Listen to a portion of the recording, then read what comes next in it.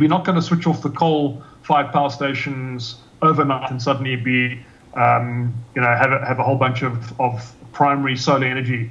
There's going to be even if you look at the IRP 2019, we're going to have Medupi and Kusile as two last remaining very large-scale coal-fired power stations still providing significant baseload by 2050. So it's taking a longer-term view.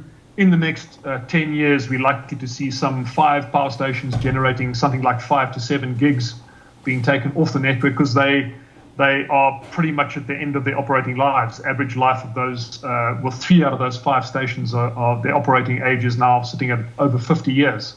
So I think the industry, when we're looking at the 2.4 gigs of additional power, the majority of that is renewable PV solar, and that's not going to give us exactly the 2.4 gig as a baseload number. It's certainly going to give us probably something like 600 megs of baseload equivalent, but that's a real contribution that's going to help diversify the sources of energy into the network, and that's going to be very much part of the future economic prosperity of South Africa is going to be based on the diversification of the energy base in terms of energy supply going forward. So, a lot of work has gone into this. I mean, we've had engagements with the Minister of Mineral Resources and Energy. We've had engagements with Eskom on what they're trying to do.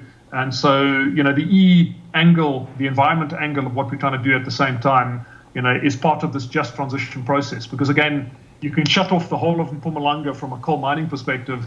That's a lot of people employed on the power stations. And so again, this concept around a just transition has to be very much carefully thought of how we transition away from the some of those older power stations to more efficient, newer generation power stations like we have in Medupi and Kusile, and obviously other forms of energy which are going to be more e-based over time. I think you've articulated that correctly, Roger. And I think, I think we as South Africans tend to be very, very critical of ourselves and forget that, you've got other economies. I mean, if I look at Germany, Germany has been on this renewable journey for a number of years, far longer than we have. And their last power station that's going to be switched off would be only in 2038, coal-fired power. So I think, and because they've had to go through a very just transition, of which by and large was highly subsidized by government, because they understood that some of these technologies at that point in time were not economically viable from a return point of view to justify the capital cost. But the government had to come in and put in a lot of money into subsidizing that type of power. And the fact that, the whole notion of that in South Africa now, we just need to simply switch off this power station. The social impact is going to be astronomical. And therefore, one has to do this thing with a cool head and take the emotions out of it. Yes, we have to look at the issues of climate change. Yes, we have to take the issues of climate change very, very seriously.